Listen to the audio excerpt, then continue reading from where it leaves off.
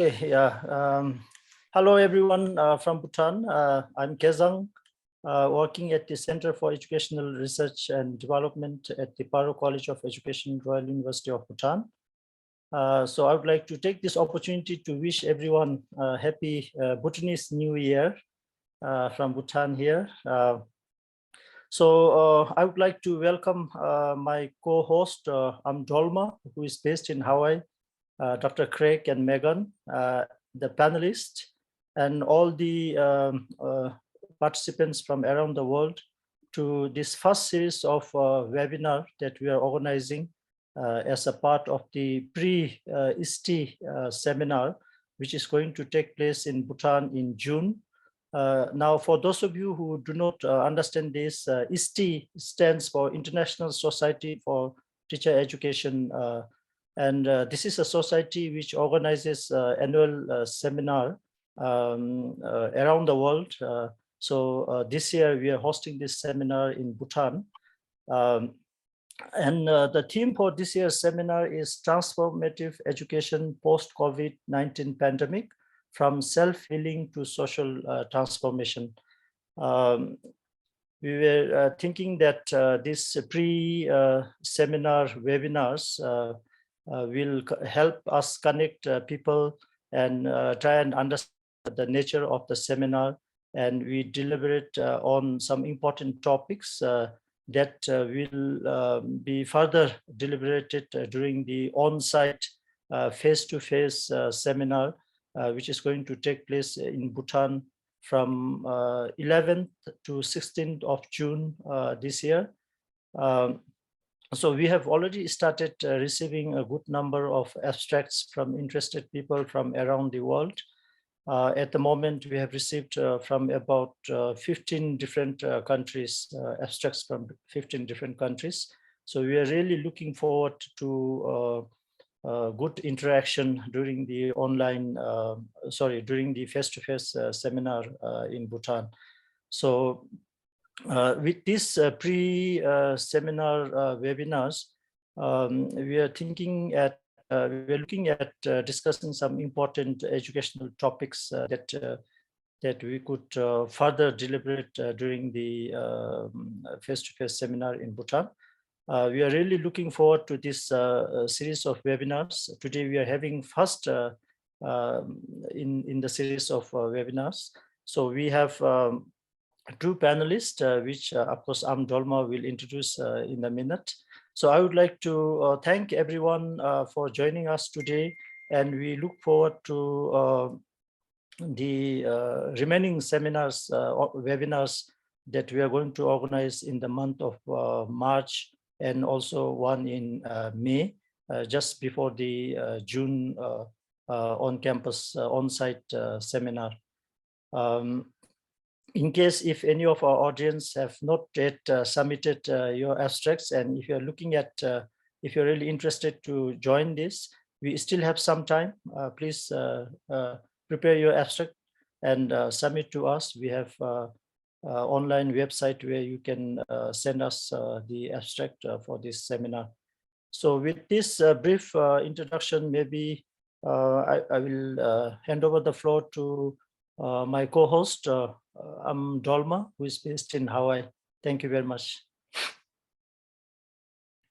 Gajenche to Bhutanese, Tibetan, thank you. So mahalo is in Hawaii. I'm very humbled and honored today to co-host this event, and I'm representing Academy of Himalayan Art and Child Development. This is a nonprofit for last 20 years, preserving, dying out Tibetan music and Bhutanese living art. I personally been working with elders in the Himalayan regions for last 20 years. To me, this life, the biggest blessing is to be able to meet so many wise teachers in different cultures. And I call them gurus. And as a mother myself, I often ask, what is important for our children to have a future, a bright future? What is the most important elements to cultivate a healthy life? And first I thought one must have gurus, have wise teachers, and the teachers that who can teach you to bring harmony into life first, and to teach you the fundamental values as a human, how to live on earth properly. That's kind of teacher we need. And then what else we need for kids, for our children to grow? We need clean air, healthy soil, and healthy nature environment. Children are like little seeds and trees that just like in the nature, without a healthy environment, they will not grow healthy. So after 20 years working in Himalayan regions, I'm blessed to be able to come to Hawaii, continue to work and bridging Himalayan region and the Pacific.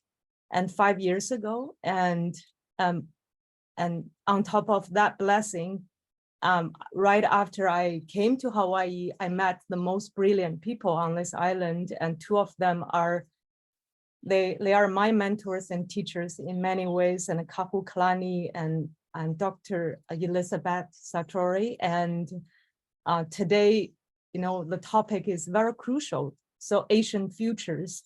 And to me, in my last 20 years of work in the Himalayas, when I see the culture of village disappears, first you notice is because elders are disappeared.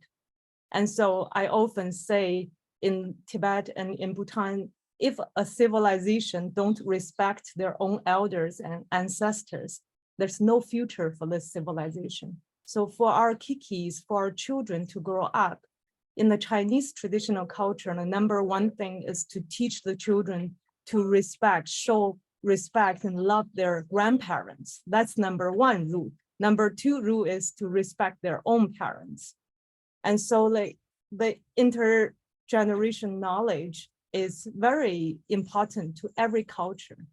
So for Kahu Kalani today, as very special guest we have, he's one of those gurus in Hawaii that host different dimension knowledge. And Kahu in the Hawaiian language basically is like Lama in Tibetan language, the ones who host protocols, host Asian knowledge for culture, for community building, and mentor the young ones, and practice spiritual ceremonies and from birth to death. And so it's very blessed that we start with this important lecture with a guru and Kahu like Kalani. And Hawaii Island is considered the belly button of Mother Earth.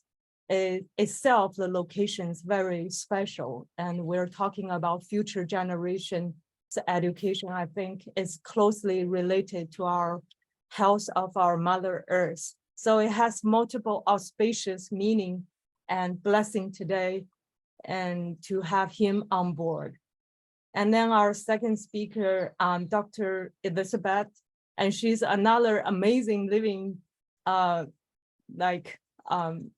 living scientist and an ancient soul that deeply connected with Mother Earth. If you have read her bio, and often the conversation we would hear from Elizabeth is, in the 1960s, she already working on the topic of the sixth extinction of human beings in Natural History Museum in New York as her postdoctoral degree. So she has this vision for future generation, how civilization, how humanity can survive or thrive on Earth. She has such in-depth understanding and knowing and wisdom. Plus she worked 40 years with cross-nation globe indigenous elders as a scientist.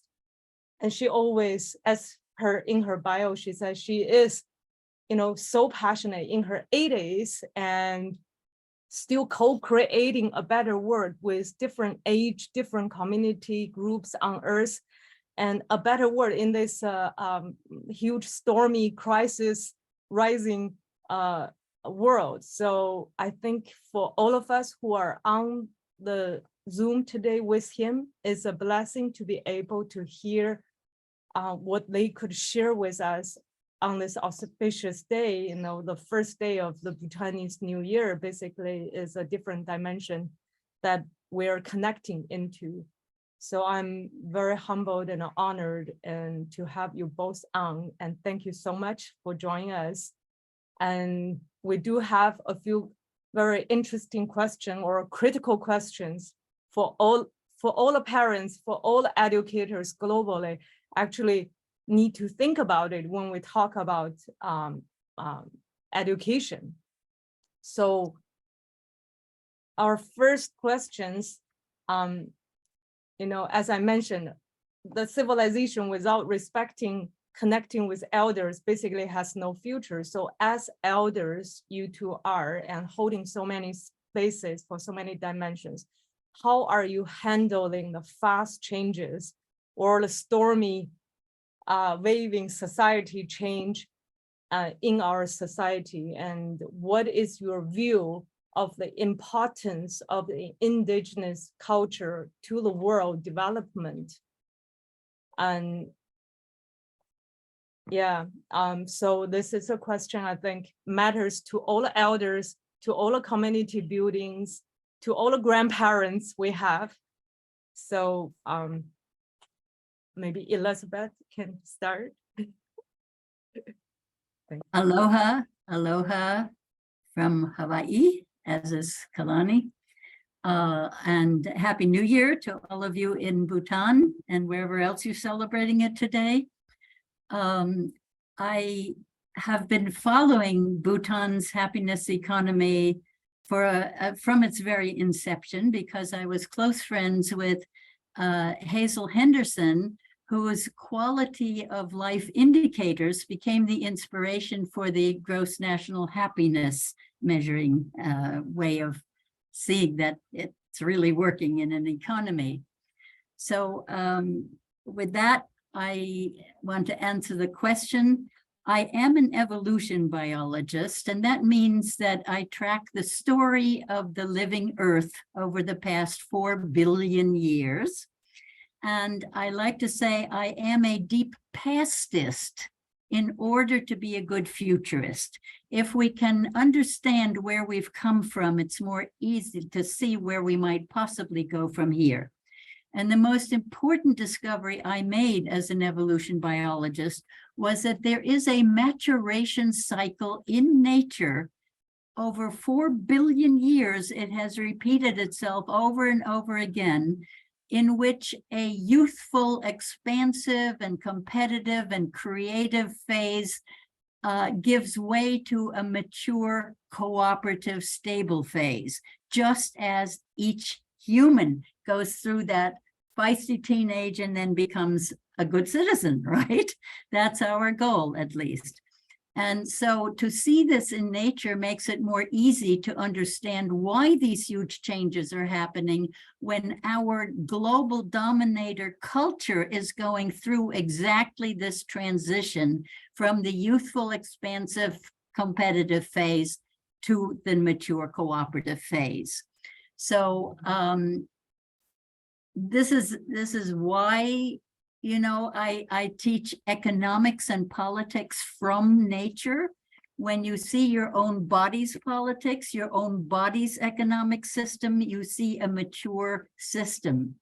And so we can learn from nature. And as we teach young people to speak truth to power, when you do that, when you use nature as your source for understanding politics and economics, you're on very safe ground, and you don't get challenged the way you do if you do the usual politics and economics.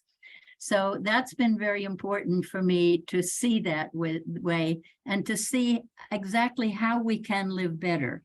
And of course, indigenous cultures of them went through this long ago. And so on their more local levels, they made this maturation, they made the change, they matured. So I grew up on Haudenosaunee territory in New York State, the Hudson Valley of the United States. And that was the very territory where the Indians, the Haudenosaunee, were practicing a great law of peace while the forefathers of the United States were trying to write a constitution. And they all had access to the lifestyles of the Haudenosaunee culture.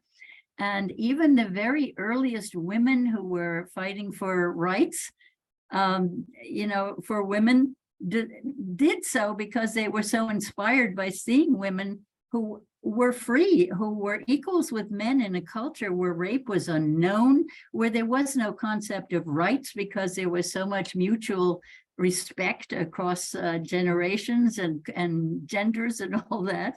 So this is very interesting that our founding fathers in the US only took, the only thing they ended up putting in their document was the tripartite government of checks and balances, but they left out women, nature, children, the future, right? A few little minor details were completely absent in that constitution.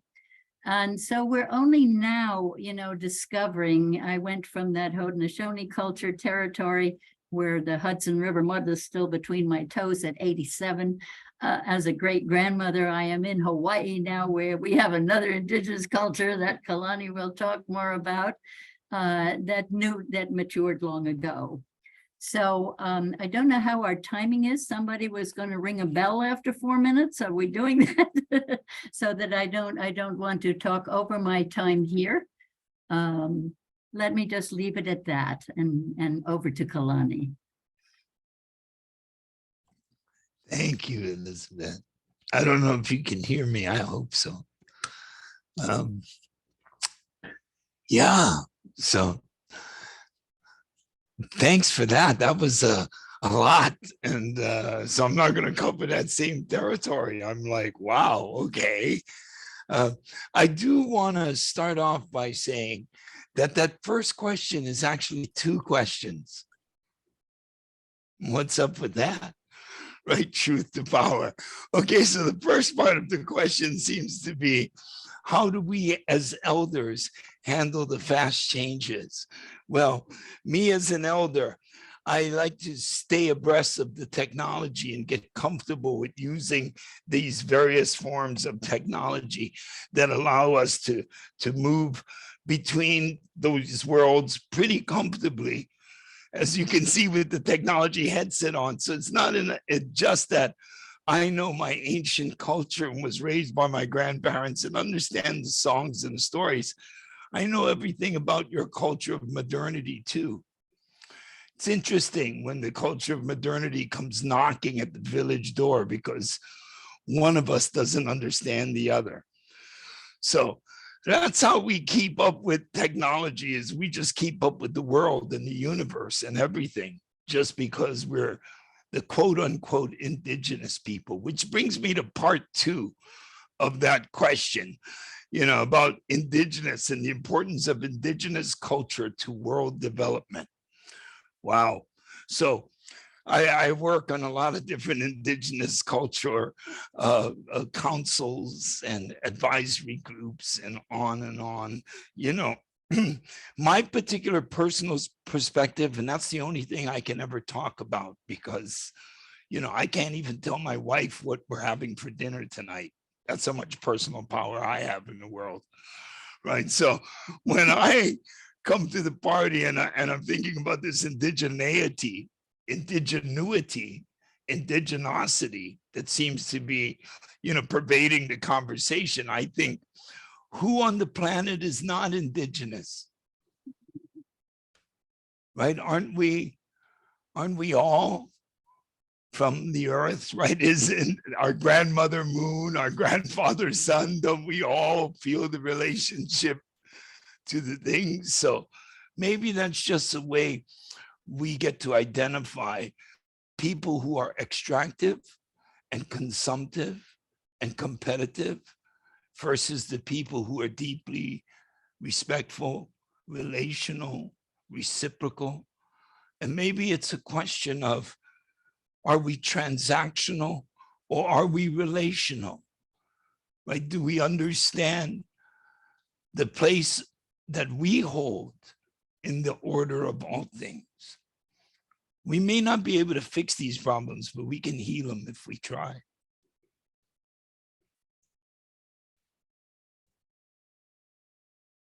Wow, that was two very powerful answers and intensive and multiple dimensions.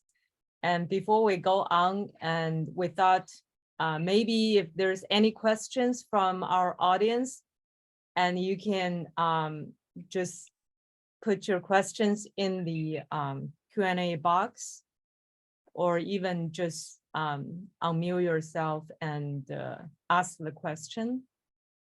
And we can have a little bit discussion.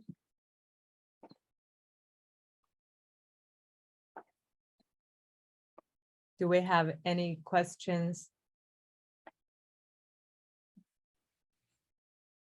Perhaps we should tell people how to raise their hands by going to the bottom of the screen. We There's have one raise- raised hand. Great. Hello, my name's Malcolm Carter. I'm a filmmaker and blessed to know Kalani through work and interview before. And my question would be, we talked about the separation between the ancient wisdom and the technology. My hope as a filmmaker is to try and say, how can we embrace the technologies that we have to communicate with the world as a whole, to go beyond the tribe, to make the tribe one big human family? And what can we do to unite the indigenous elders and the work, and to be able to plant the seeds in the global consciousness for humanity, using the tools that we have, but bringing the wisdom that has been carried and protected for thousands of years by indigenous people? So anyone on the panel can answer that, but love to start with Kalani and anyone else who would want to answer. Thank you. Thank you for asking the question. Oh, great question too, Laird. I actually heard about 4 questions in there. I don't know if everybody else is listening, but I'll try to give that sort of response to that too, the way I'm feeling about it. Technology, science, education, enlightenment, right? Whether we want to call it philosophy or, just perspective. I remember once telling my father, hey, I think I figured out what the answer is. And he said, wow, great. He said, now you owe me 359 more degrees. Right. And I was like, what? And he said, you're standing on the bowl. There's always somebody standing 180 degrees from you. You should try and figure out the answer that solves everybody's problem, not the one that solves your problem. Right. And I thought, wow, that's really interesting. So this idea of process, access, tools, this is all tools. We have an old indigenous story. One of the great archangels, Kane, he doesn't join in with the rest of the spirit beings of the bodhisattvas who bestow the first human with a gift. They want to thank the great creator for this interesting gift and bestow something. So the story goes. So they create a bowl, that circle I was talking about that they stand on, and they gift the bowl, which is the metaphor of the body that holds the spirit, the light of God, of the universe, and brings its self-awareness to the process. But this one angel, he gives them a stone, a rock. And the other angels are like, hey, thought we were all going into the same gift. Why do you have to be difficult and be the guy that, And he says, well, I want to give them free will. Free will. He said, what do you mean free will? He says, a stone, it can be used as a tool, or it can be used as a weapon. I'm going to give them the choice. What are they going to do with that stone? I think that same question now comes in the form of What are you going to do with that technology? What do you do with that understanding of the genome? What do you do with that understanding of the nanotechnology? What do you do with that education around the micro universes that look like expanding dimensions below us, where our own physical rules about law and gravity fall apart? We're becoming very aware of the reach of consciousness. What we do with it is a transpersonal decision. In the end, perhaps the Buddha was right. Right? In the end, maybe the Taoists have a point, right? Those who speak about it actually don't know much.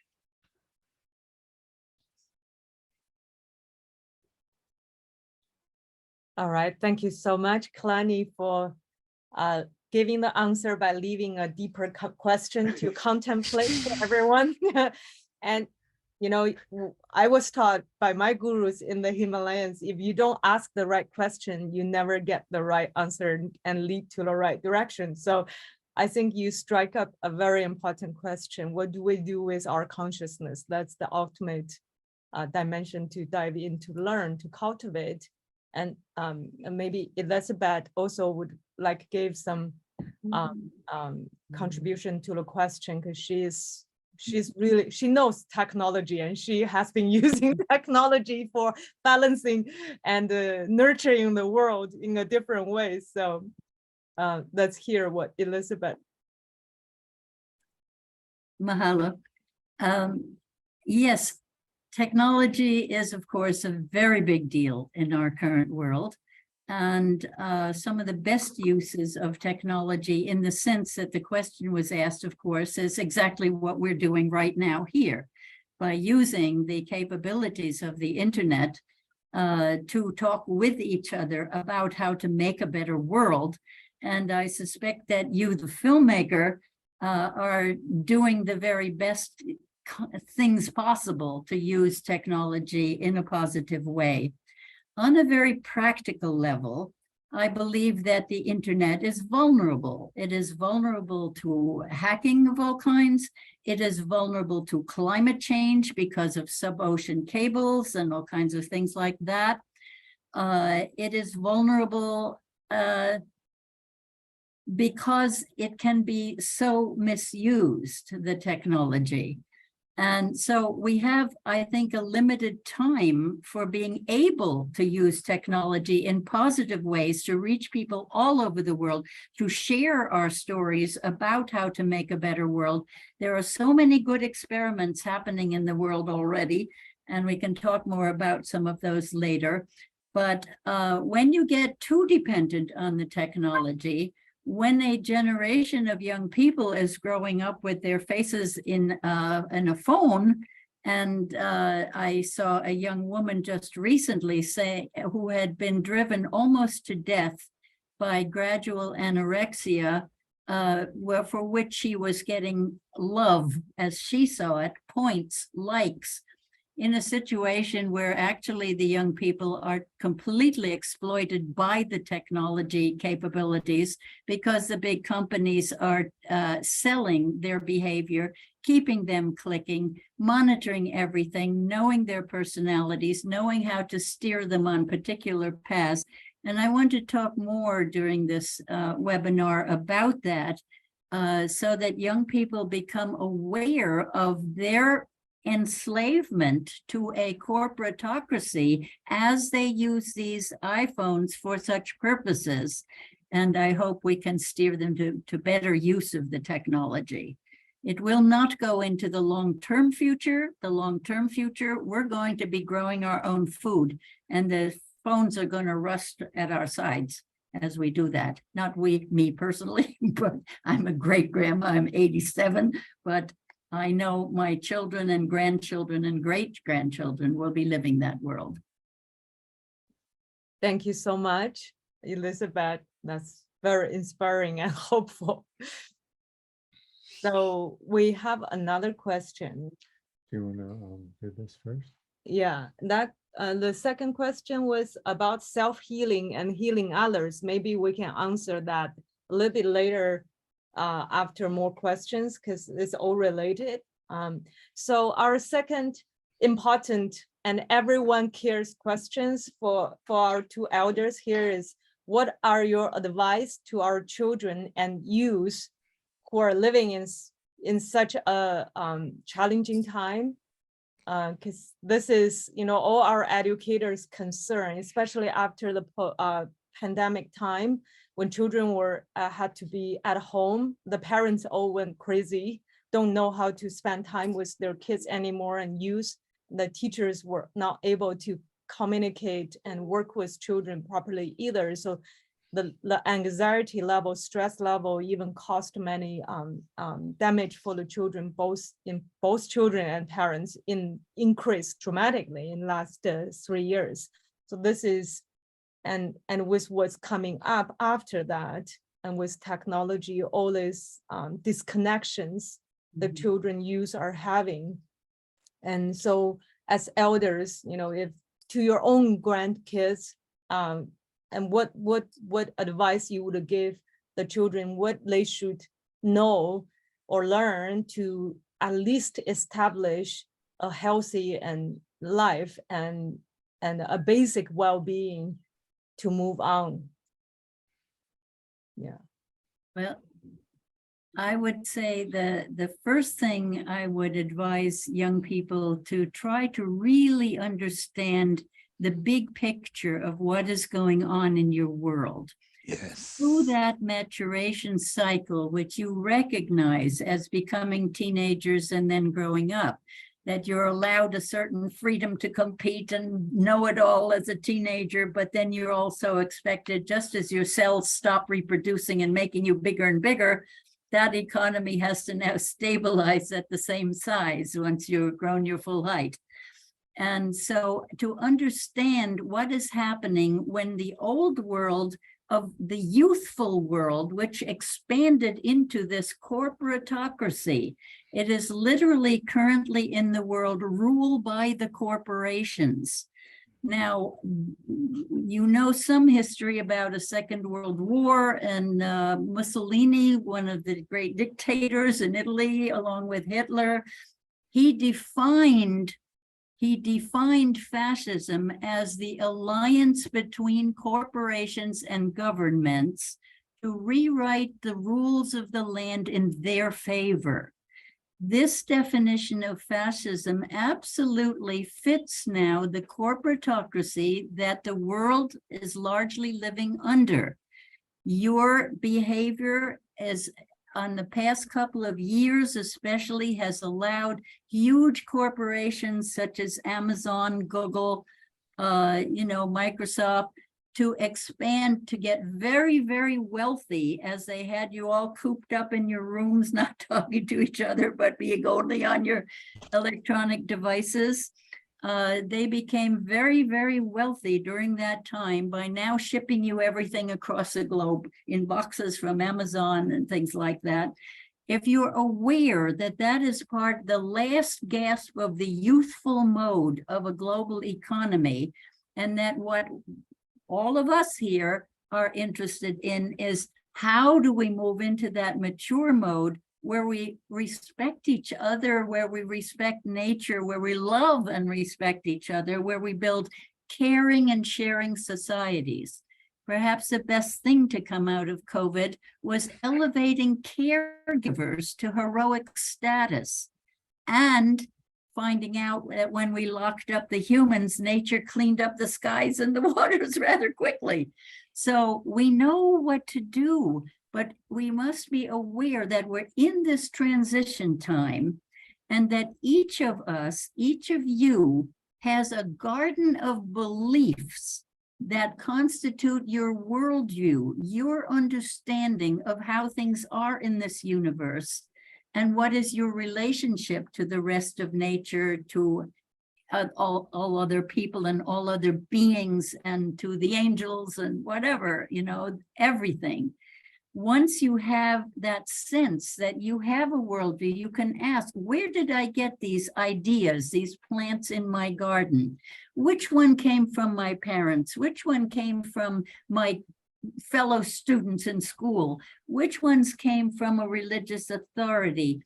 Do I know when I decide on my own as a grown-up which of my beliefs to keep and which ones to weed out of that garden, and how to keep on evolving your garden for your whole life, never to become solid in your ideas?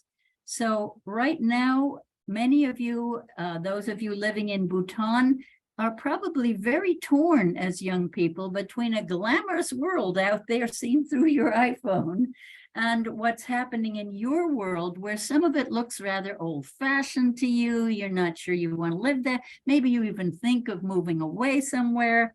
And maybe we can work on those ideas and see how you can learn more firsthand from the rest of the world, where we can give you more inspiration about how to use the internet while you have it in really positive ways that help you form alliances with kids all over the world who are working on making a better world. Thank you so much, Elizabeth. That was great. Yeah. Kalani, Kaho Kalani. Yeah, thank you, Elizabeth. That was great. I love this way we're doing it, because I can listen to you and then I don't have to cover the same ground. These are really facile ideas and we should be engaging in them. I'm thinking how to make this for children. So how to make things easy. I mean, my grandfather used to say to me, wisdom is something that can be learned, but it cannot be taught. So it makes it a really interesting exercise when you're propping yourself up as a teacher or some source of knowledge. But to explain it easily to the children about what they can do, well, I think the world's really confusing, around your occupational choices, your lifestyle choices, your cultural choices. And I like to look for the small C of culture, the tiny little C, the thing that is not a big old capital dancing on National Geographic's cover, but more of the kind of culture you experience in every kitchen, in every household. It doesn't matter if you're in Burma or you're in the Congo or you're in Nebraska. The look that a father gives his beloved and their children at the dinner table upon returning home from a day of work, that's the culture I'm talking about, right? That look is the same. The look a mother gives her child when the child is misbehaving in public. It doesn't matter what culture you're in. That look is identical. That mother is she's thinking, wait till I get you alone, right? So and we can all see that, and the child is aware of it too, right? This is the small C of culture. Well, from this lens, it looks to me like the first question is going to be, are the children fed? Are the children in fact fed? Now, feeding children requires an awful lot. First of all, you're assuming that coupling is happening, right? And right now, some of the world population figures look like 1.8. So you're not even replicating the 2 people it took to make the child in that country. And we see this downturn and a move. So children, if by someone's actions at the end of the day, you are not being fed, I would think twice about the amount of time I'm spending with those particular individuals.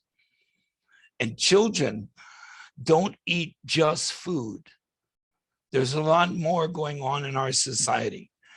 And I think it's important to know that to feed children, we need the infrastructure taken care of, we need resource, we need energy systems, we need health systems.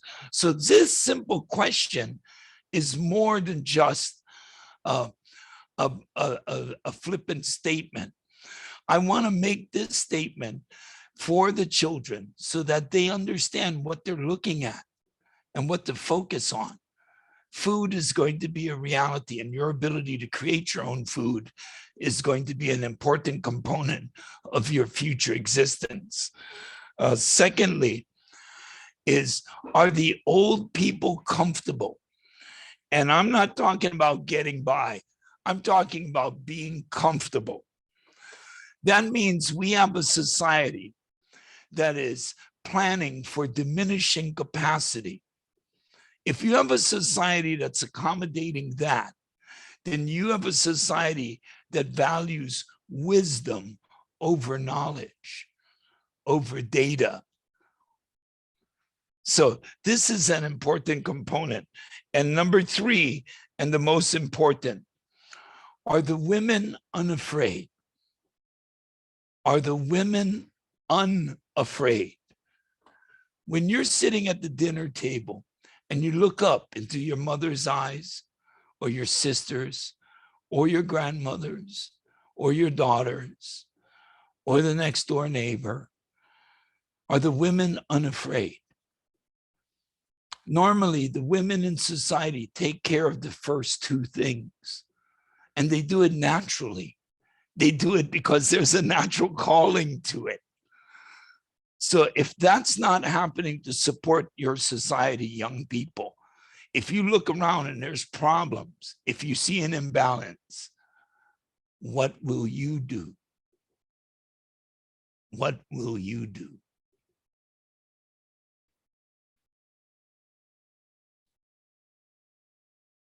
Thank you, Kalani. The three questions he brought up to us can solve all the problems of the world if we can collectively answer those questions with a respectful action. Yeah, that is very inspiring to contemplate. And I think as educator and as a mother, I can just see Are the Children Fed has been my last 20 years of passion, how to figure out the foundation as a mother, how to just be responsible, nurturing the children in the right way. And we are not only just what we eat, but every senses take in impacts the brain development, physical development, emotion development, energy development. That's why where we are in Hawaii, our project, the food forest system, is another prototype that we offered for the mothers to be access to a full spectrum of nutrition. Hope that we can share in Bhutan in June.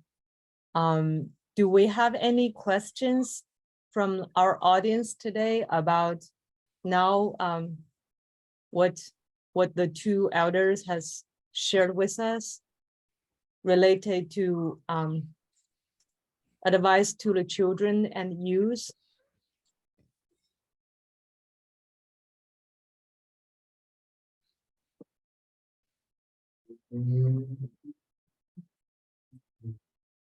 Aloha, Kusanko. We have one from Patty Coleman. Her question is, number one, what's the first step in healing myself? And number two, helping to heal others. If you want to take this, I can take it too after you get through. It's okay, Kalani, go ahead. You have something on your mind, I think. Well, I keep thinking the first step in healing myself, which I've been working on for a few decades. I think that first step is to be silent, to be quiet, to rest the noise that's within the system from the subconscious and the conscious and even the super consciousness, but to rather still the soul like at a pond in nature, right? This is an important component, to still the mind and the heart and the belly, in nature. That's step number one to healing yourself, the rest of the answers will begin to unfold. The rest of the process will unfold if you take that first step. Now, the second part of the question was helping to heal others. Hey, that's that whole first step, number one. You got to heal yourself before you can actually help heal others. So let's get back to that first step, which is getting quiet and being in nature. Oh, I love that. Now I can play off you, Kalani. There used to be camps run here for kids, here meaning in the United States, that were run by indigenous people.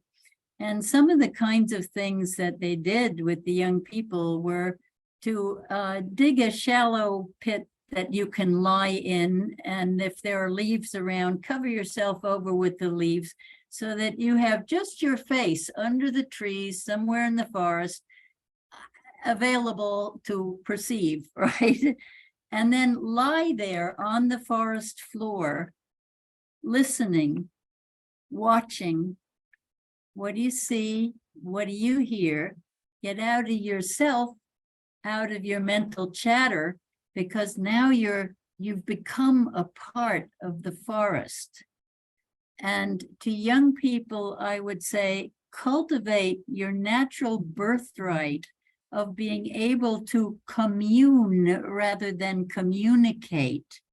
Communication is done through language, whether it's a sign language, a dance language, or a written verbal language. That's communication. But what the rest of nature is doing, like the trees behind us here today, these trees commune with each other and are happy to commune with you. And even our modern science has discovered that trees not only have the 5 senses you're used to, hearing, touch, taste, smell, feeling, right, that stuff, but we have actually measured with instruments 12 different senses beyond those that the trees have.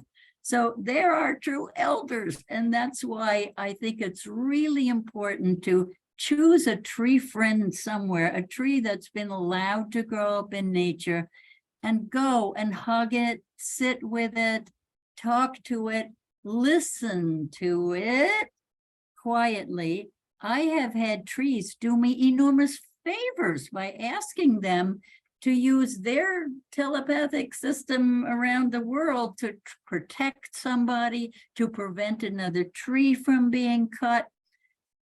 I really regard trees as incredibly warm, loving, you know, like grandmas and grandpas, which they are. And I once wrote a poem that starts lying in a green cathedral on the forest floor. You know, do this kind of thing, get out there, be with it, and don't let anybody talk you out of thinking it's only your imagination when you're talking to, whether it's a pet or a tree or whatever, because this communion is there, and I can recommend you wonderful books about it. You know, that's the most healing thing I can think of. I can also, thank you, Elizabeth. I can also collaborate on this subject. I've been looking into this question for last 2 decades, and also from self-healing myself and to others and children's.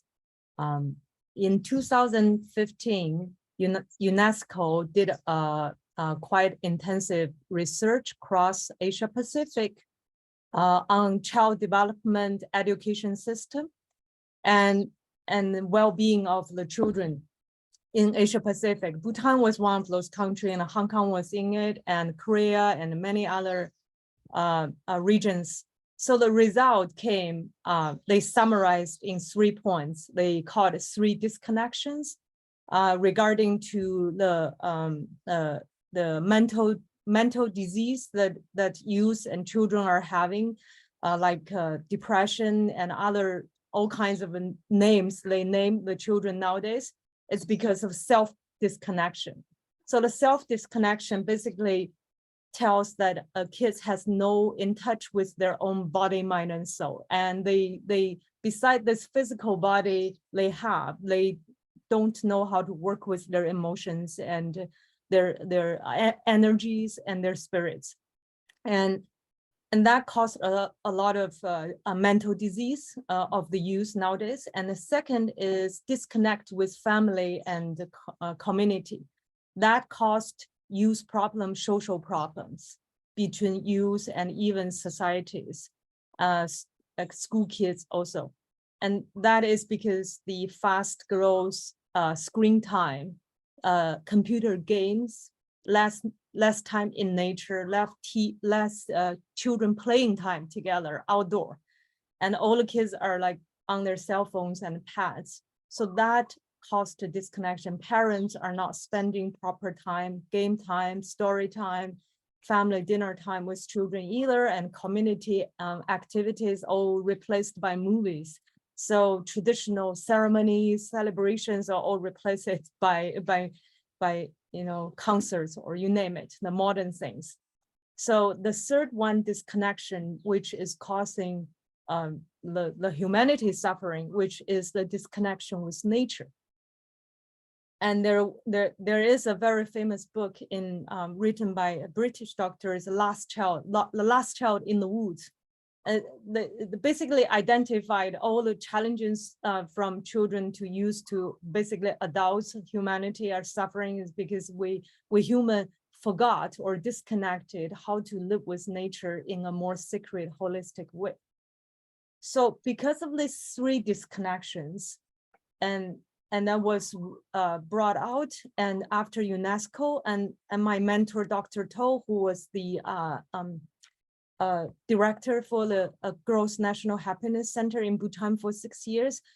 And he took on the responsibility to write happy school curriculum, basically to train happy teachers. Because that report, UNESCO brought out a vision that our education purpose, responsibility for the education on earth should produce happy children first. If we humans want a future on earth, we should have happy children. Then when the children are happy and healthy, and they can do more constructive things than destructive things on earth.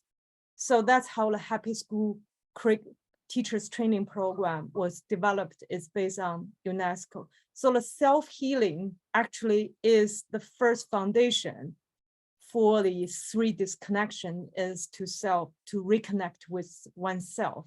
And we're talking about reconnect with many levels. So I think it's important to have happy mothers, happy teachers who are coaches, can identify how deep, how many layers the children are disconnected, or the youth or yourself. And so when you see the challenge, where this get connected, then you know where to heal. If we cannot see where the problem is, it's very difficult to solve the problem.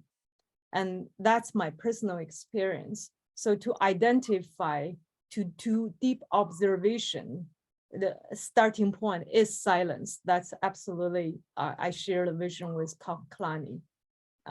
That's where we can actually truly hear deeper and see deeper what's going on within ourselves and our environment. And this is part of important program that in the Happy School training and in the Food Forest training, and everyone, I think, on board is making effort to bring that part of awareness to our teachers, parents, and educators cross-border nowadays.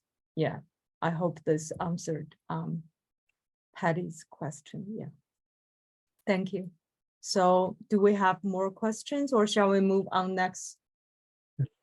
Yeah, so we have another big question for our two elders, and now we answered what advice we need for children's.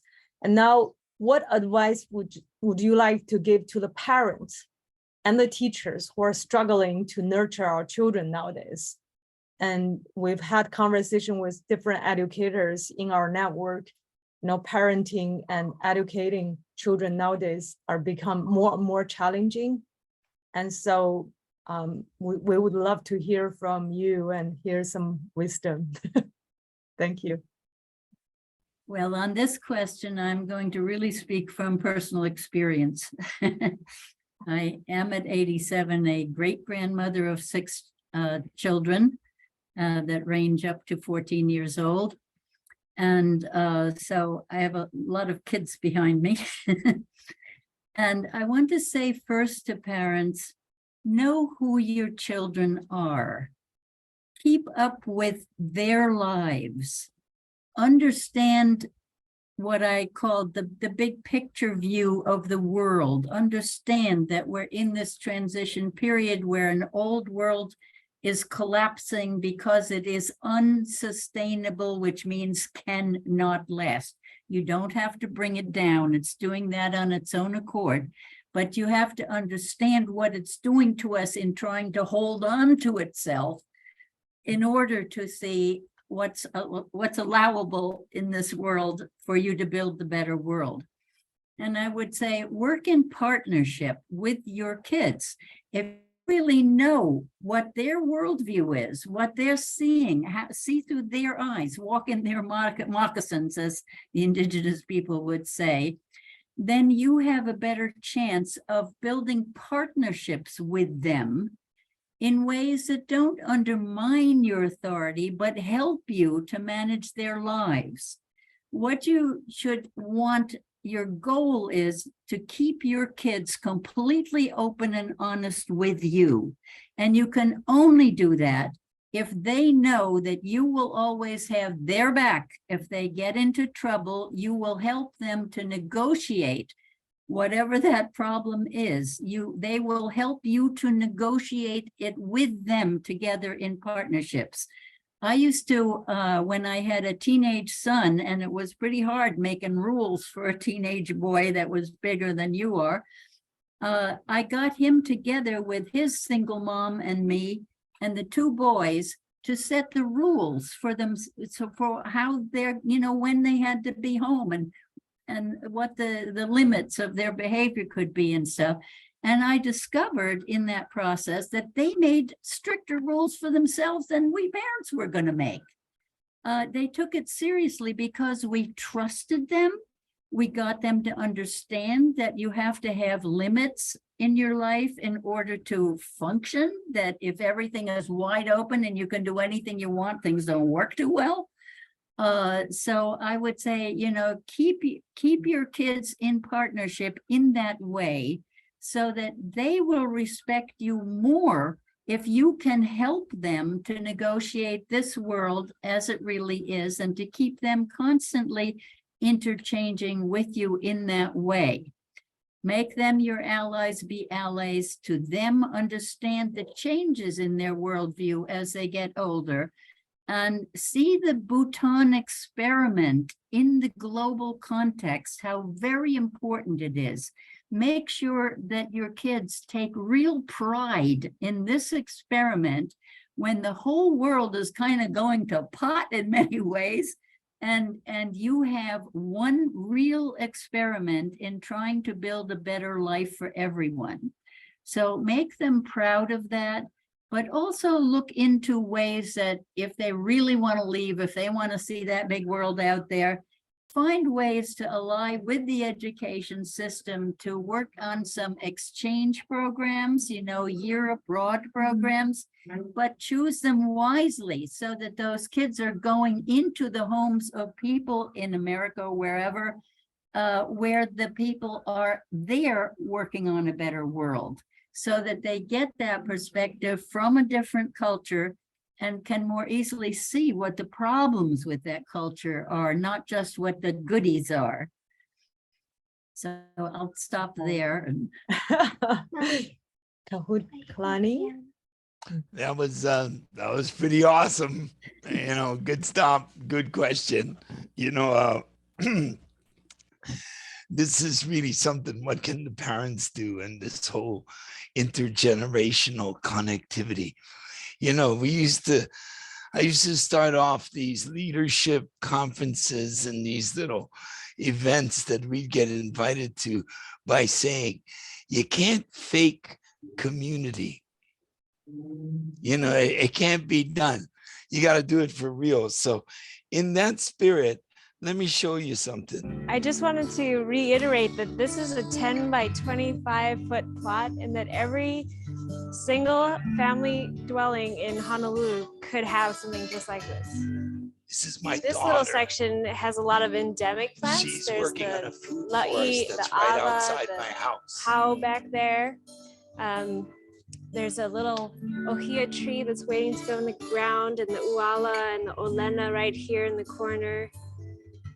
It might look like chaos to the untrained eye, but this is actually a collaboration between humans and what naturally occurs in the forest. Wow, has it really been a year since we've been at this garden? Look how much has grown. The pigeon pea has exploded in this space, and this is the la'i that I showed you last time. It's almost as tall as I am. Welcome back to the garden. You can see things have been growing everywhere. Here with us, everywhere. Our old friend, definitely taller than me now. So as you can see, this is the same garden, but it's really changing over time, and that's the fourth dimension. It's like what's it gonna look like in another 4 years? Hey everybody, we're back at the garden and we're here to see what time has done to it, the fourth dimension. So the tall la'i, it's getting big.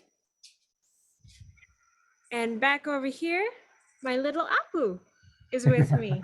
He sometimes likes to help me mulch. He likes plants. Yeah.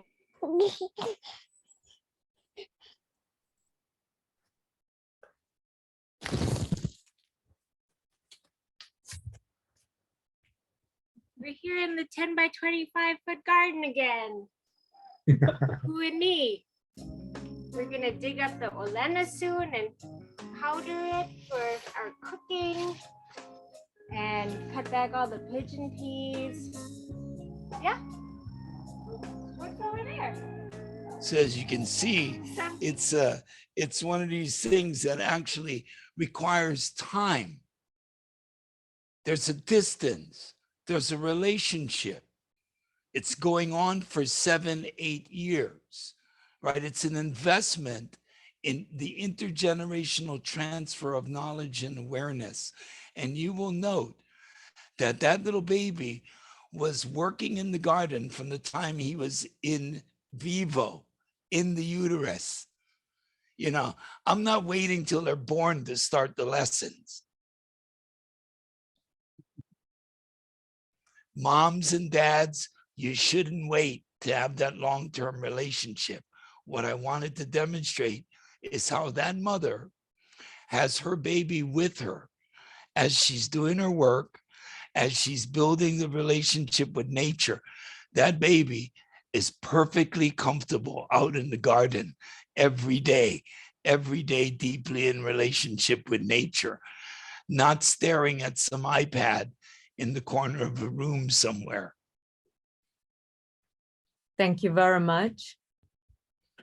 That was very multiple dimension and very vivid explanation about what the healthy relationship. Actually, that method solves the 3 disconnections.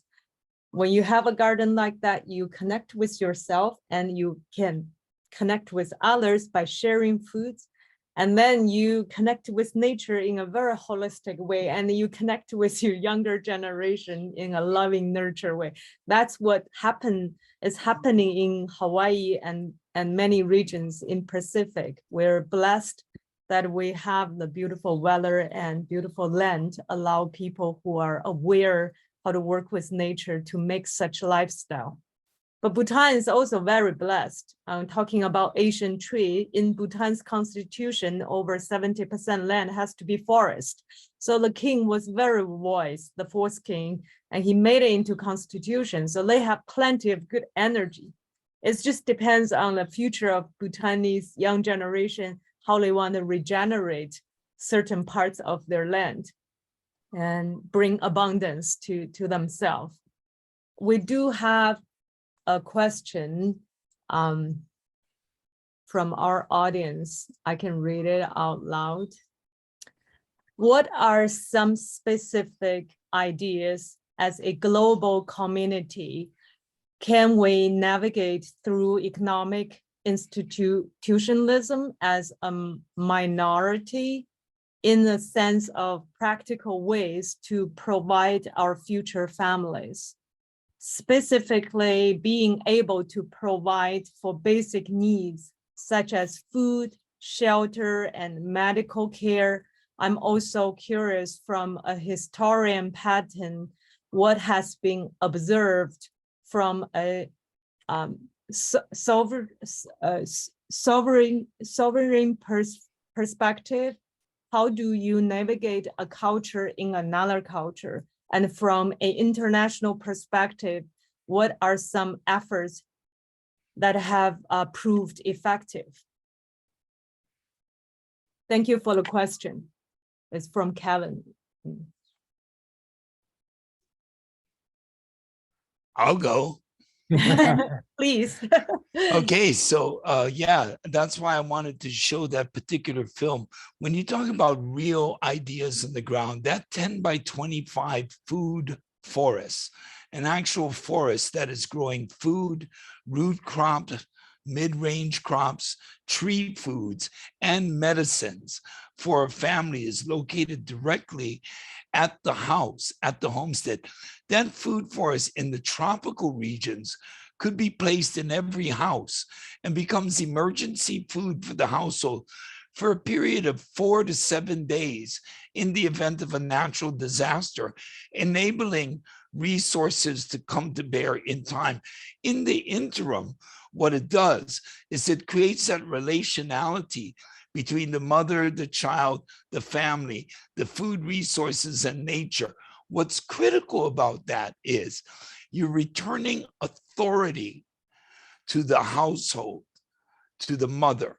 Authority is not some institutional vice president somewhere in a framework who's driving towards the need of their corporation or their institutional foundational need. And that's generally economics, comes in the form of rights and negotiations with communities, wherein most communities end up losing out. Now, the last stage about how you do something different, sovereignty, and arguably Native Hawaiians know a little something about sovereignty and the lack thereof. But sovereignty, as my grandfather would always say, is when you can feed yourself, when you can shelter yourself, when you have your own energy resource, your own medicine and healing resource, and your own education resource. That's when the village or the people are sovereign, regardless of outside pressure. So some of these solutions we build for, which is why I was showing you the video, is in fact grounded in how you work in communities below the governance or municipal or policy level, bringing capacity for infrastructure with water, energy, shelter, and food. Yes, and that's all about sustainability, isn't it? And, you know, one of the things I thought up a long time ago was when you plant a tree with a child, to get a whole class of kids in school doing it, and get these little bracelets that they put on babies and newborns in the hospital, and put that bracelet on the tree with the tree's name. Let the child name the tree, and then keep that relationship with that same tree, that you're responsible for making sure it has enough water and isn't being harmed and stuff like that over time. So, you know, there are loads of projects like that that can be done anywhere in the world. I hear this question as being from someone who feels a bit alone in a big world where you need to connect with the other people who are doing similar things in the world. And there are some wonderful examples of that, because we get heartened when we know that we're part of something much bigger. Even if you alone are trying to build a sustainable garden in your by your house or something like that, who else is doing it? Who's with you? Now, one of my favorite online organizations is Avaaz, A-V-A-A-Z or Z, depending where you are in the world. And that is all in caps, A-V as in Victor, A-A zebra, is a petition organization that grew from its start in the little village I lived on in Mallorca in Spain. About 12 years ago, it started, and now it has 70 million members. And each of those members maybe are giving $5 a month or something, $1 a month, I don't know what, but they keep informing you of new projects. And for instance, in the recent biodiversity conference in Spain, the big international one, they got lots of indigenous people to it. And they got the promise of putting 30% of Earth aside for regeneration. When you sign a petition with them, it is so many people are doing it with you that they print them out and they go and they dump that on the politician's desk. And they make 3-story posters on the UN building, and they do get people out of jail. And, you know, you feel that you're part of something. You're never alone. You're with 70 million people. Other projects, the Global Eco Village Network, GEN, Google that. These are eco villages all around the world so that no one has to reinvent the wheel. They all trade information on how to build their relationships with each other as people and with nature and growing food and all of those things. Then look at the Sarvodaya movement in Sri Lanka. S-A-R-V-O-D-A-Y-A, Sarvodaya. That is a movement of 15,000 little hamlets and villages on one big island, not much bigger than our big island here in Hawaii. And these villages are all bootstrapping each other's developments because their children are taught 2 simple principles from the time they can sit still, close their eyes, and think about themselves. And the 2 principles are inner peace and generosity. Imagine a world where everyone is a peaceful being focused on what they have to give to others. Ew. That's all it takes. It's that simple. The Dalai Lama puts it as kindness, practice kindness. And one more example for a more urban situation. In Spain, Mondragon, M-O-N dragon. Okay, that's one word, M-O-N-D-R-A-G-O-N.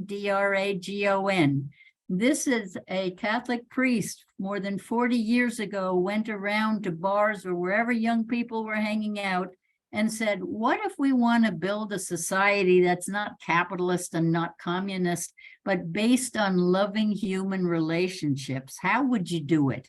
He asked the youth, the young people, how would you do it?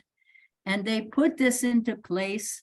And it is a huge now urban co-owned set of businesses and art museum and all kinds of wonderful things. They have 2 big banks. One of them is national in Spain.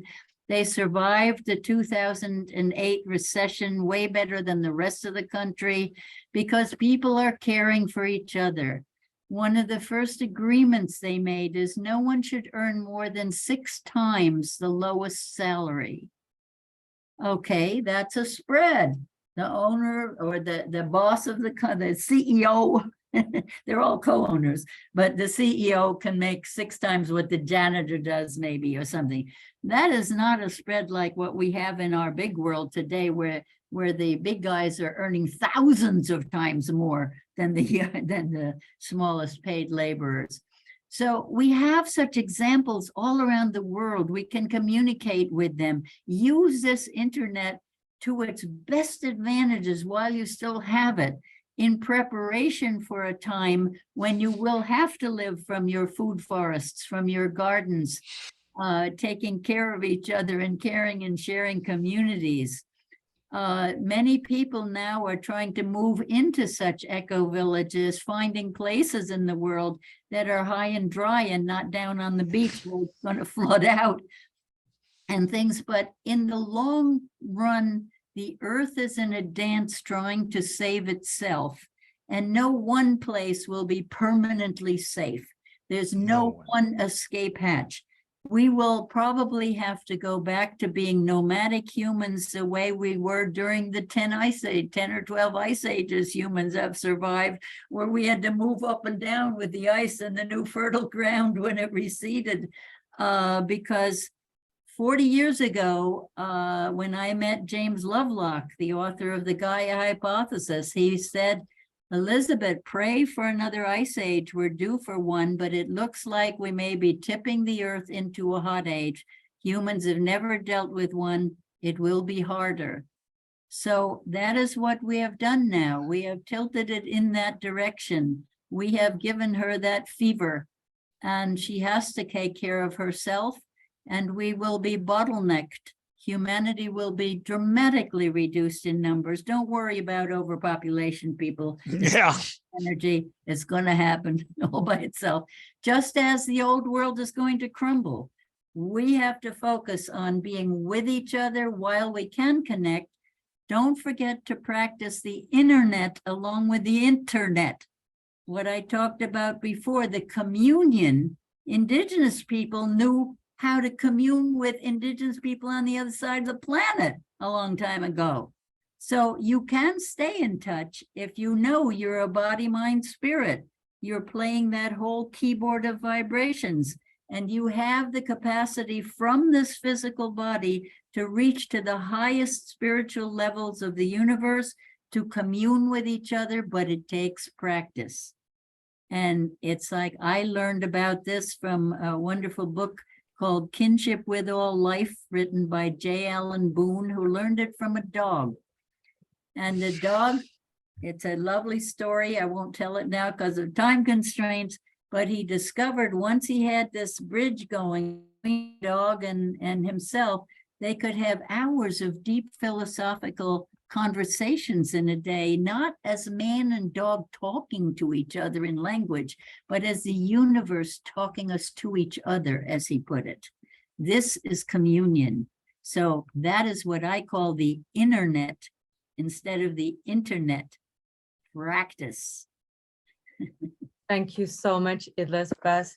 I think that's what Bhutan has set up the example for the world, because in the question, it was one part of the question was asking, is any examples is effective on Earth? Actually, Bhutan as the country so far demonstrated the most to the whole global international community that GDP is not the only way to measure the development. And so they came up with gross national happiness. So if any of you hasn't been to Bhutan, I invite you all again here and to our conference in June, and to personally experience a living country with 800,000 people all living basically in a very authentic, warm, loving, caring way.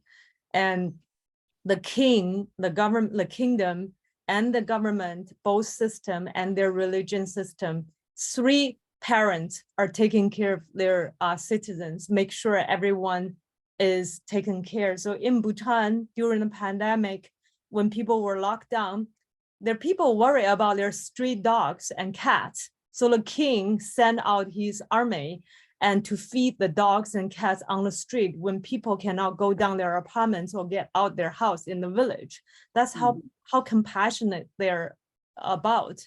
And in their annual survey of how happy you are, they have, because everything is designed based on 4 pillars.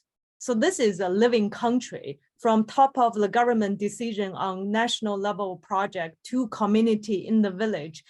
they have to design any of their project based on the 4 pillars, which the 4 pillars are equitable and equal social economic development, preservation and promotion of culture and spiritual heritage, and conservation of environment and good governance, which, you know, interwoven of everything of their development of the society.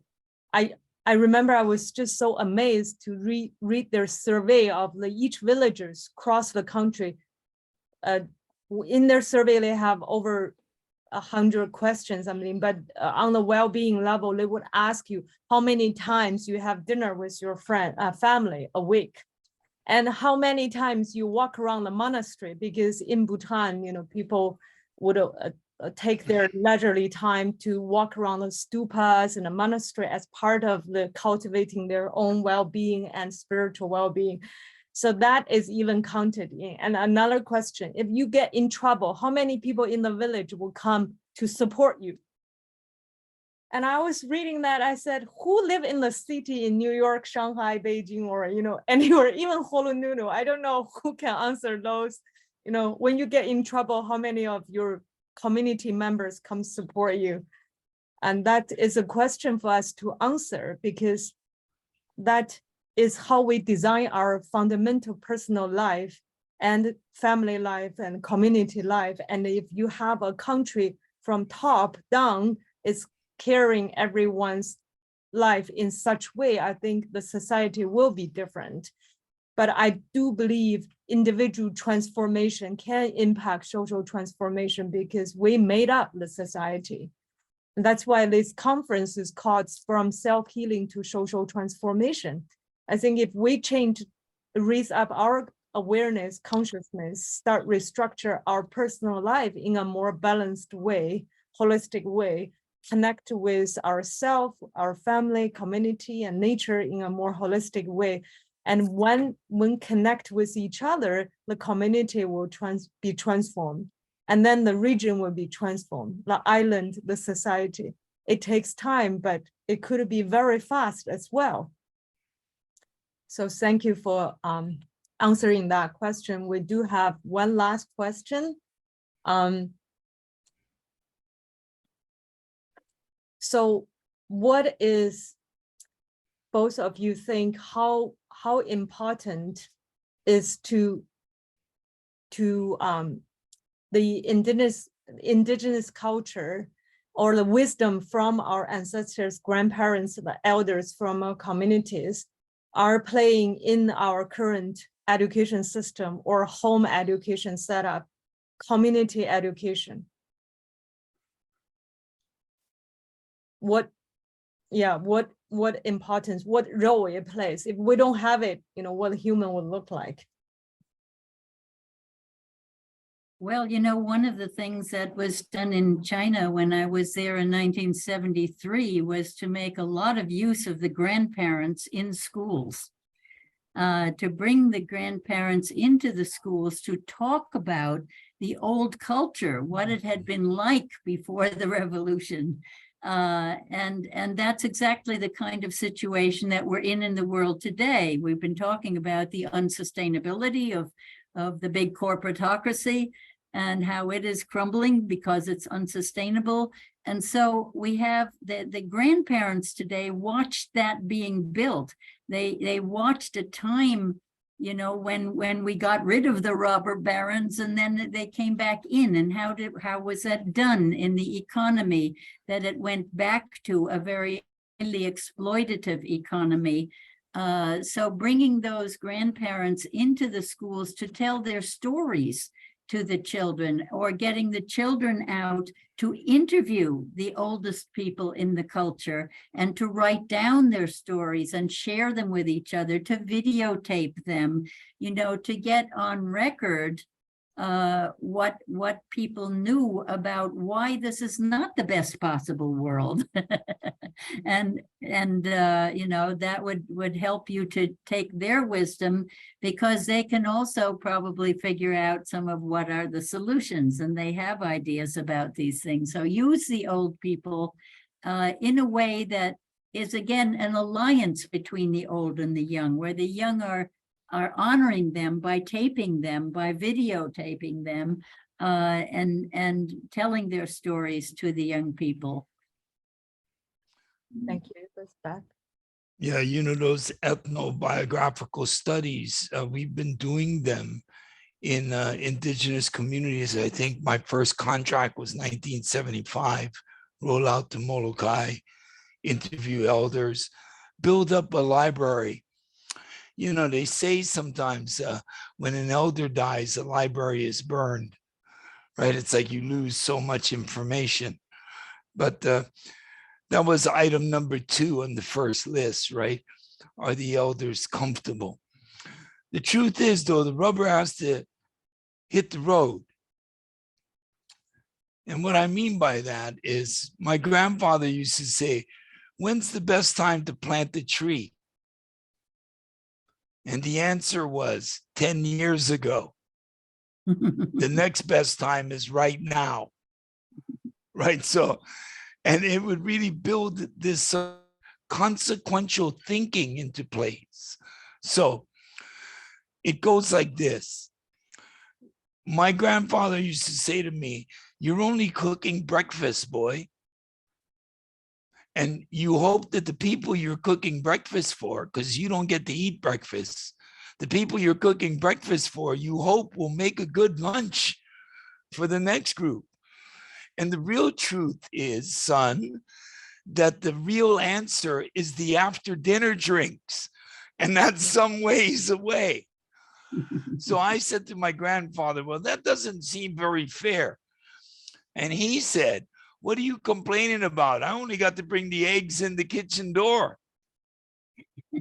Right. So it's like, he really put it to me at 11, right? This is what we're doing. And here, the later part of my life, I realized I'm only cooking breakfast. I'm just trying to get these ideas into place around relationship, and they take time, but they pay off. And the way they pay off is like this. Mama, walking in the garden.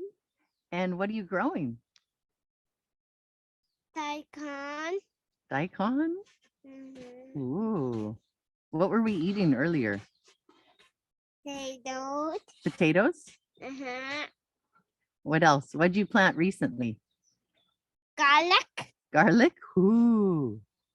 And what else? Onion. Onions? The onion. They're over there? And the land there. Okay. The land there. What about beans? Bean over there. The pea there. And bean there. Awesome. The shelling ones, you want to open it for the camera? Yeah, could you? This one's, What's the one? you can eat the whole thing. Crunch, crunch, crunch. So you see what I mean, right? It's actually about where the rubber hits the road. You know, are you actually doing things about transferring the knowledge? Now, at the time when we filmed that video, that child is 3 years and 7 months old. Right, but that's what happens when they've been working in the garden since they were in vivo, in the uterus. Perfectly comfortable, knows what foods he's planting, is already working in the garden, and not only can identify the foods for himself, identifying them to his auntie, identifying the food in his actions. I can't wait till this kid is 7. Right, I'm going to have him teaching the other children in the neighborhood. So it's never too early and it's never too late to begin your relationship with the earth mother, with nature, with the things that feed you. You know, the thing about the food, it becomes you.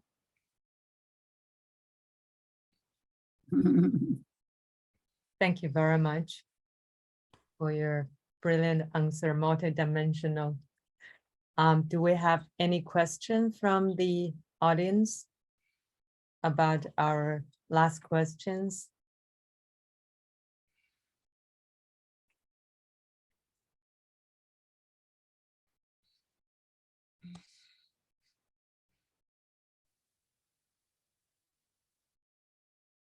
I guess everyone's thinking what did they learn from their grandparents now in their head? What did they eat to grow up? Because we are what we ate. So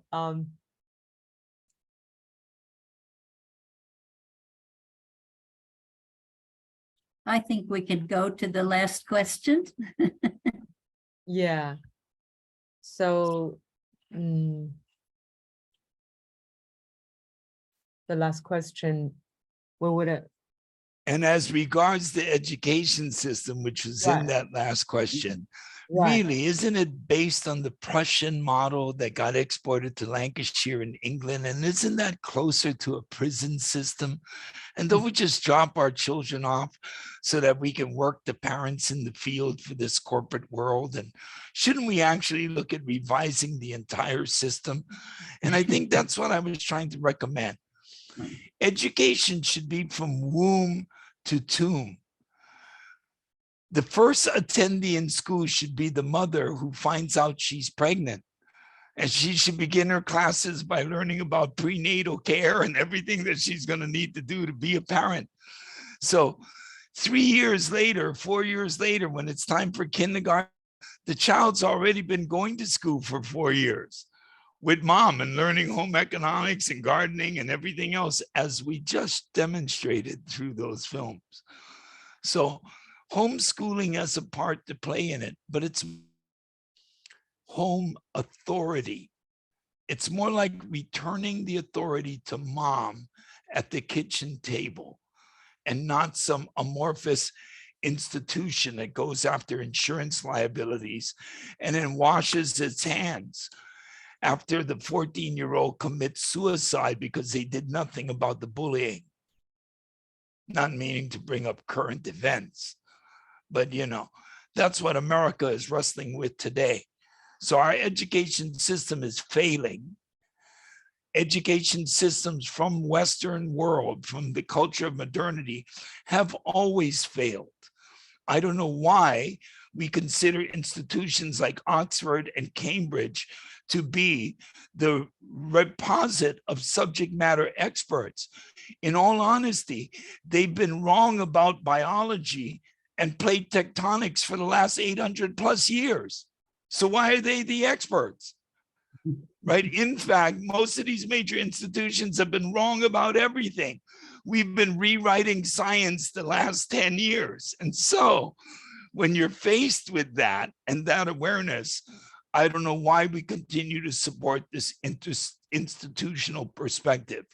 We need to become more inventive, more creative, and move towards those solutions that make the present system obsolete. Thank you. That was very insightful and inspiring. Elizabeth, do you have? You know, a long time ago, I remember asking audiences, if you gave third graders the option of staying in school or going to live with the Indians, how many seats do you think would be occupied in school? and you know, actually, history tells us there's a whole book called White to Red, which is documents all the white people in colonial America who went to live with the Indians because they were better off there. So anyway, on advice to educators, yeah, there's so many things I think of, and of course, indigenous people thought 7 generations ahead. That's a bit much to ask of anybody now when we don't know what's going to be happening on the earth, except if you were thinking 7 generations ahead right now, you would be thinking nomadic cultures and what kind of tech can you have in a nomadic culture and things like that. You know, there were many things that indigenous people had that made technology of less import in their cultures. Because look, for one thing, because they could use the internet, they didn't need wired communication systems, much less wireless communication systems. They could travel to the center of the earth or to the moon in you know, using the upper end of the keyboard, the matter energy spirit continuum that we all are. If they needed to heal an illness, They knew that the plant that heals is probably close to the plant that's toxic, and they could watch the animals and you know, what were they doing for a tummy ache and all that. So they didn't need to develop these complex technological health systems. They weren't spreading germs all over the world. They were using their minds to go other places. So it's interesting because people say, well, how come those cultures didn't develop technologies? How come they stayed backwards? They stayed backwards because they were ahead, right? Because they had these other ways of dealing, and these ways are going to become more and more important. So to educators, I would say, teach worldviews, teach what the belief systems are and how they change over time. What I discovered in workshops for middle-aged people when I asked, what did you believe about this, you know, the human role in nature, is there a God? Major questions like that. How did you answer them when you were 10, when you were 20, when you were 30? And I discovered that the only thing that tends to change major beliefs are crises. Well, we're all in major crises now, so this is a real time for changing your beliefs. But educators need to help young people develop these worldviews because they are what we live by. Your belief system is the sole determiner of your actions. You know, every decision you make, if you have a worldview in which you're holarchic, meaning nature is all about things within each other, cells within organ systems, within bodies within families, within communities, within ecosystems. And so it goes all the way up to the whole universe. My son used to say, why do you have to talk about the whole universe, Mom, you know, to answer questions? I say, because I'm a context chaser. And a rose is very different to a donkey or to a lover or to a perfume manufacturer, to a gardener, right? The context in which you're looking at anything gives it its meaning. And so if we teach young people in school to keep seeing the next larger context and learn to ask yourself, what I'm doing right now, is it good for me? Is it good for my family, for my community, for my ecosystem? If it's at least harmless at other levels and good for you, okay, try it. But be aware of always how these contexts feed you. You can't live without them. No man is an island, you know, all that. No human being can exist alone.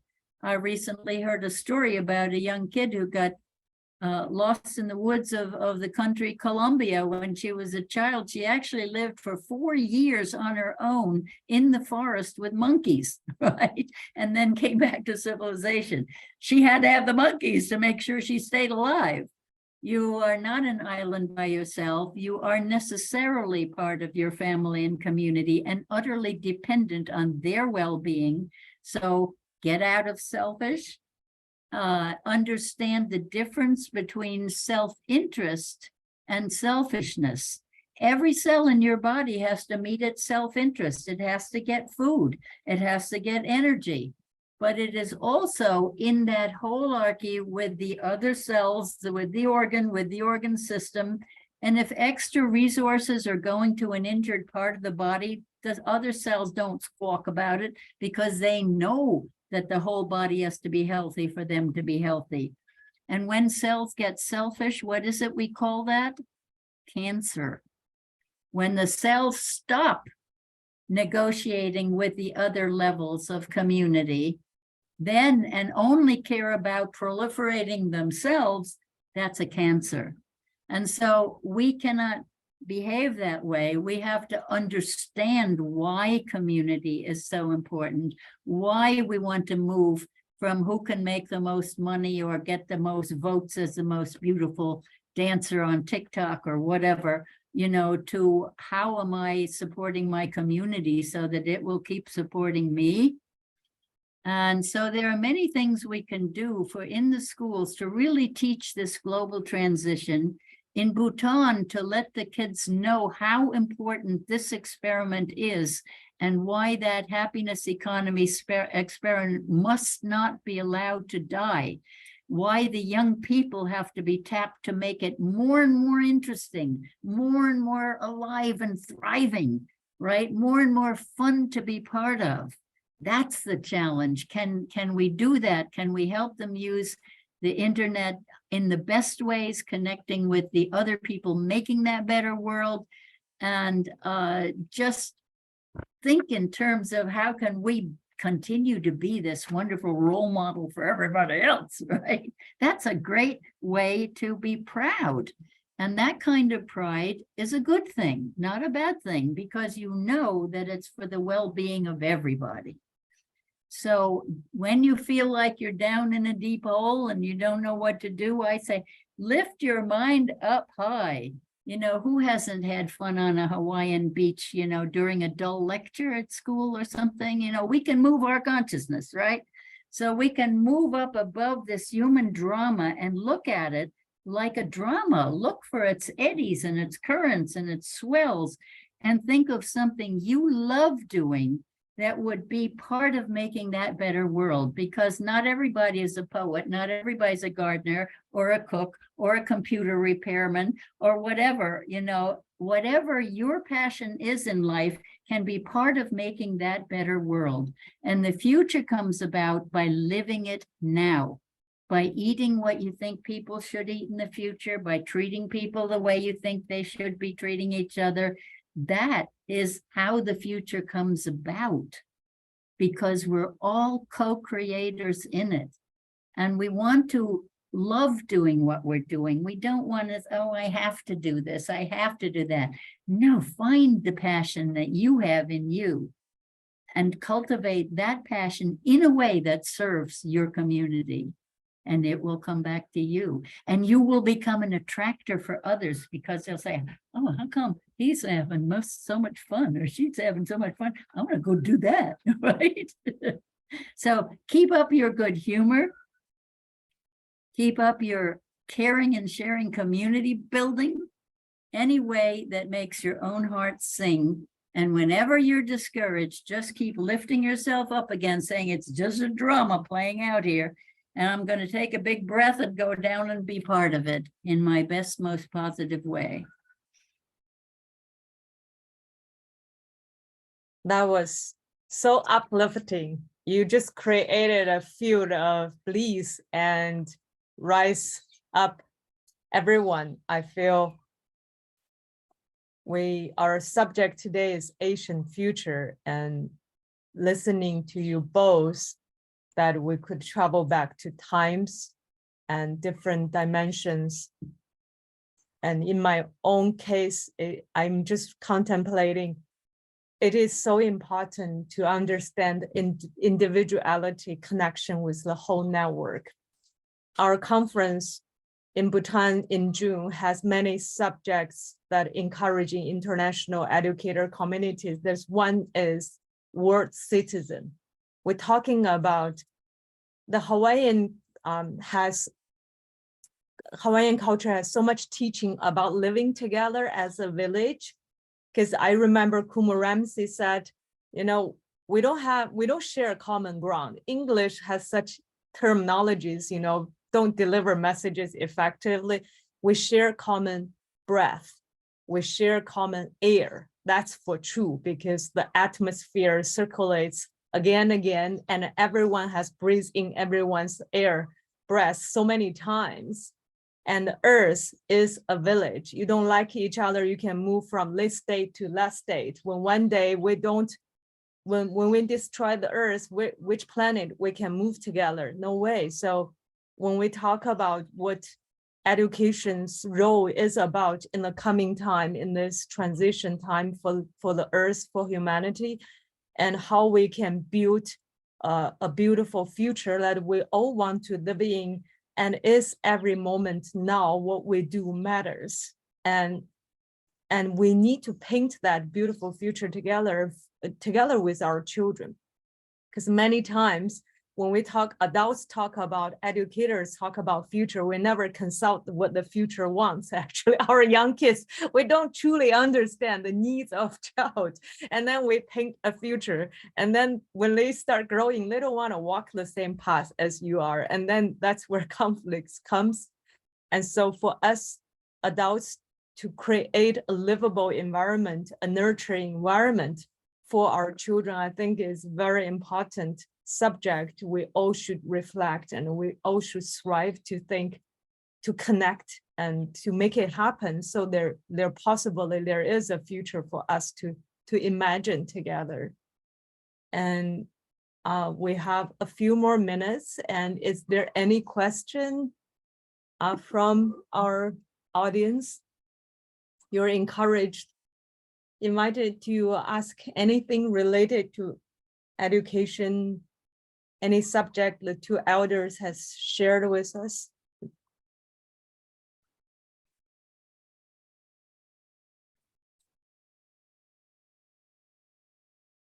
All right. I think our audience are very are in deep contemplation with. Okay. We got there's one statement by Newell. Okay. Yeah, we love the book recommendations. Yeah, we will post the book Elizabeth recommended, including her book. Everyone should read Elizabeth's book, Gaia's Dance. And we have a question, what would be ways in the classroom to encourage collaboration?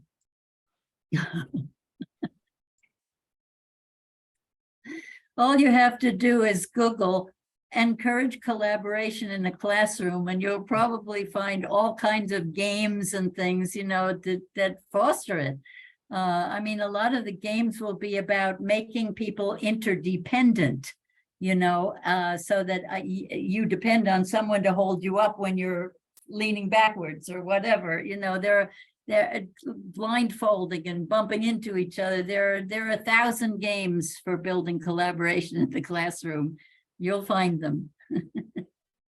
I always think the classroom only has purpose on a rainy day. Really good point. Right, it's like the classroom itself might be part of the problem, right? It's like, how do we get education out into the real world, right? And how do we realize that children are actually learning every millisecond of the day, right? Our brain studies show us how active and facile their capacities are at 0 to 7. So I want to remind us in the West that we got to have a license in order to own a bicycle, but apparently there's no prerequisite for becoming a parent. And so, you know, we really got to look seriously at these structures of society, of the supposed nuclear family that the Western model pushed. You know, it kind of blew up in everybody's face. Right. So it turns out that we really need intergenerational connectivity. Now, speaking for myself, from our culture, we had the connectivity leapfrog every other generation. So grandparents raise grandchildren, parents create a living, and then they raise their grandchildren. There's a practical purpose for this. It's so that the elder circle can monitor the learning and see whether or not the intergenerational transfer of knowledge is happening intact. Does the daughter know as much as the mother? And they both learn from different generations, right? Do they know the same things? Has it held true? So it was a safety mechanism, not to mention the fact that, as my dad said, you know, grandparents make way better parents than parents do. They're a lot more patient. They're able to spend time with the child in ways that parents cannot. And that actually, I was going to say exactly something about that because grandparents are freed of the actual responsibility for raising the child, they can give it more love and they get away with things like giving them fire trucks that squirt water around the house or whatever, right? Yes, Uh, absolutely. and there's that natural affinity between the very old and the very young, because one is about to exit the life that the other one has just come from. And Right. so there's a kind of partnership there that's should really be cultivated. That's why I believe in bringing grandparents into schools Absolutely. and, helping the teacher out or whatever, maybe giving the teacher a little advice here and there. But I said to the parents, make the children your allies and make rules together with them and things. But there's something special about the grandparents and the great grandparents that it's easy to unload about what's wrong between you and your parent, for instance. Right. Yes, exactly. And they'll be on your side as much as on the parent's side, because those are both their offspring. Right. So anyway, yeah, do cultivate that and recognize that these past few years of this brutal lockdown and separation and masking has caused enormous amount of psychological damage, and maybe teachers, as the classrooms come back, are still facing, do you still have to have the desks apart? Do they still have to be careful about touching each other? Do they still have to talk through masks? Are they allowed to hug the teacher and each other? This was very difficult in terms of collaboration. What do you do with kids who have been locked up under such conditions? It's a whole new kind of challenge to face, and it should make us do more scientific research about, were those lockdowns actually effective? Were those masks actually effective? Because the true science really says they were not all that effective, but they did allow a lot more wealth gains by the corporatocracy. And now we have the World Health Organization wants to get very tough and supersede the laws of all other nations in what they dictate about people's health. Through COVID, doctors were no longer allowed to use their own judgment about treating patients, and countless people died because their doctors were instructed not to do anything for them if they had COVID. And the COVID is actually fairly easy to cure with out-of-patent drugs or medicines that were long tested and completely safe. So we have to be careful who we count as our authorities in the world. And we still are championing really open science, which is always in debate, which is never finished, which always finds out its errors and corrects them. And we need open dialogue among everyone, not only the highest authorities who then claim to speak for everyone else in the world. So beware, take this lesson of the last few years to heart and figure out, what is the best way to handle these problems. Thank you so much, Elizabeth. That was very important advice. I think that's also touched the core of this conference is about to happen in Bhutan, that we want to find a collaborate solution, a better education model for our children, for our youth, for the future, and for our parents. So it's a collaboration between elders, parents, educators in the classroom, outside classroom. We're all part of each other's environment, living conditions, and we're all connected. But how do we support each other, regenerate each other forward? I think is the question we should all think and think for every aspect of our life. And so do we have more questions? We're about to just close today's session. If there's Kun Malcolm has raised his hand. okay. Invite Malcolm. I would love to hear from Kazang. Yeah. A little feedback from you about the whole session, what was important from your perspective. And yes, because I think it will be good. You give a summary or a reflection on from. Okay. Yeah. Yeah, so maybe I'll begin by thanking our two panelists for such an inspiring talk. This has definitely awakened us in terms of indigenous culture, and how, although we talk about indigenous culture, I was trying to contemplate myself that we cannot get rid of technology. I must confess here that it will not be justifiable to summarize the deliberation that we have had in a couple of minutes. So much so much of wisdom, so much of thought-provoking questions were asked, and this has definitely brought about many other questions that we would like to deliberate during the on-site seminar in June in Bhutan. So we would like to definitely invite Elizabeth and Kalani, to visit Bhutan and give us more opportunity to discuss this in more depth during the face-to-face seminar. It's 10 o'clock.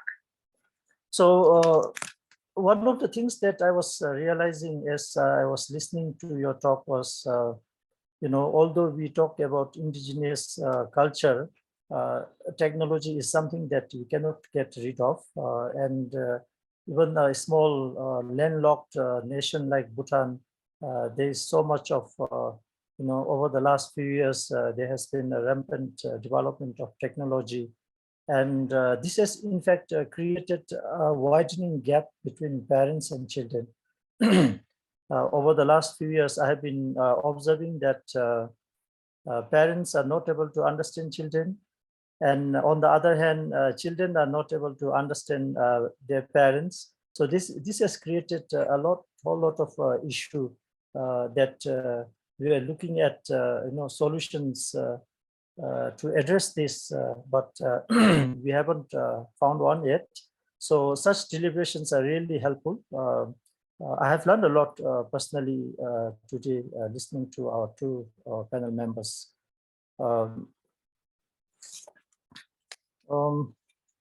So I would like to also take this opportunity to thank the panel members for supporting Bhutan's effort in terms of happiness economy. We are giving our best, although there are issues on the way, but we are giving our best to bring this, make this more impactful to the larger society, not just in Bhutan but around the world. We would like to be, as Elizabeth mentioned, we would like to be a role model. But there are many things to be done. We need to really try hard in terms of making this realistic, and in terms of realizing our King's goal. I was expecting more participants today, the Bhutanese colleagues, but as we mentioned during our introductory remark, today is a new year for Bhutan and also the King's birthday, and most probably people are out celebrating, and looks like many of them have missed our webinar, but I'm looking forward to the next two webinars where we will have more participants from Bhutan. So with that quick remark, I would like to invite all our panel members and the audience, international audience, to this on-site seminar in June, which will take place from 11th to 16th of June, where we will have more interesting and more in-depth deliberation on some of these important issues that the world is facing at the moment. Yeah, thank you very much once again, and back to my co-host, I'm Jamyang. Thank you, Gasam. It's always nice to hear the vibration from Bhutan, the Himalaya. This is the benefit of the technology. We are so connected from Pacific to the Himalayas. And thank you again, deep gratitude and bow to Elizabeth and Kaku Kalani with your, we just tapped into a tiny bit of the mountain, huge mountain of their wisdom. You know, I've been blessed to be able personally meet them many times and learn from them. And if we have opportunity, if you meet them, you can just lost in their vast ocean of wisdom and dimensions. And thank you again for showing us the light and giving us some guidance and energetically and activate our conference.